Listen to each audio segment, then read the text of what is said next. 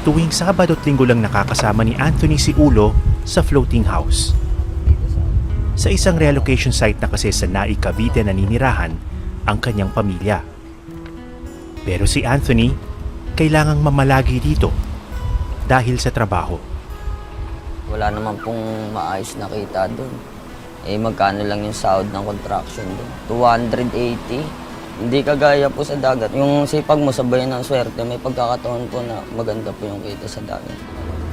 Kasay. Anong pakiramdam na malayo sa pamilya?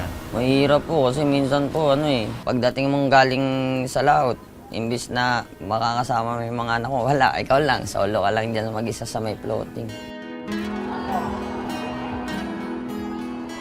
Nasa grade 6 na si Ulo ngayon.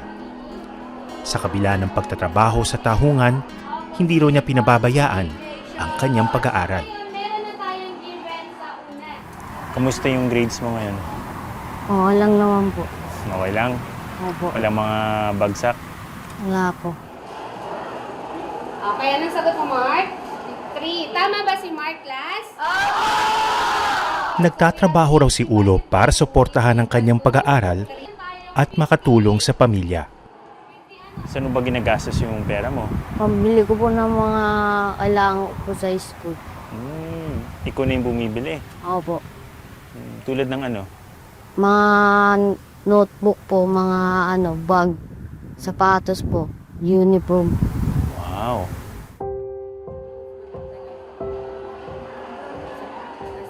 Tapos, pag may natitira kang pera, ano ginagawa mo din sa pera? Bibigyan ko po mga kapatid ko. Talaga? Para po di na po sila mangikala mama.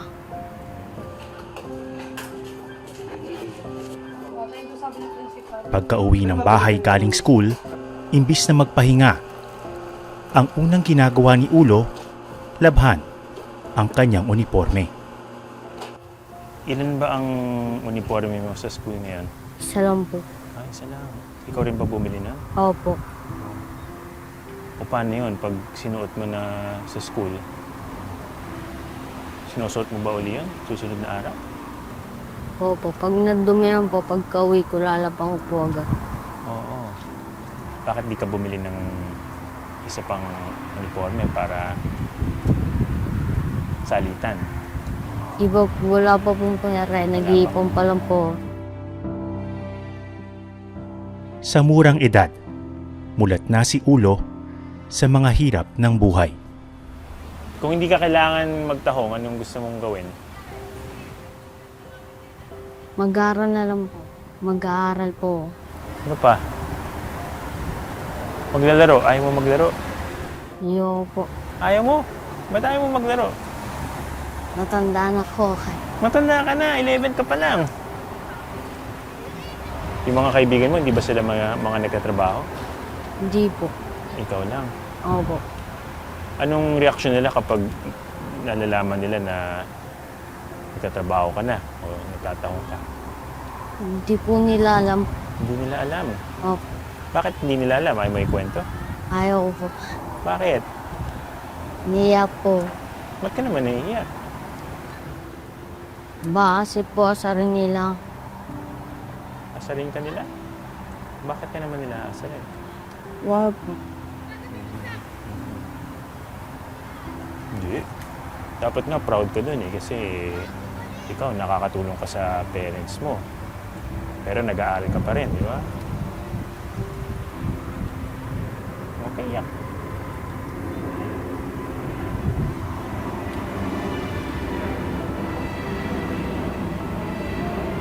Okay, yak.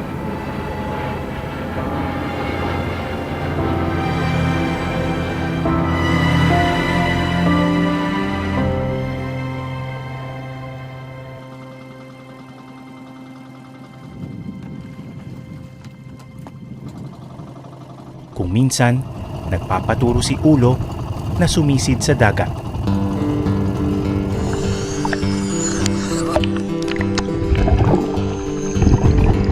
Ang bata, porsigidong matutuhan ang hanap buhay ng kanyang ama. Ayaw ko nga po siya pasamahin. Pero namimilit siya na gusto niya sumama.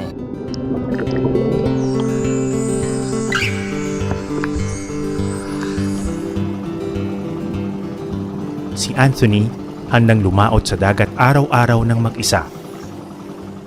Ayaw na raw kasi niyang matulad sa kanya ang kanyang mga anak. Hanggang anong grade ba natapos mo? First year lang po. Tumigil na po ako. Kasi parang hindi ko na po kaya eh. Galing po kasi ako ng pangingisda nun sa gabi. Puyat na puyat po ako. Pagdating ng school, tulog na lang po ako. Sinasabi ko sa kanila mag-aaral sila mabuti. Kasi ayoko kasi danasin nila yung dinadanas ko ngayon. Ang paalalang ito, tila isinasapuso naman daw ni Ulo. Gusto ko po makapagtapos ng pag-aaral para po maganda po yung trabaho paglaki. Anong trabaho yung gusto mo paglaki mo? Siman po. Bakit seaman? Kasi marunong po ako sa dagat eh. Oo.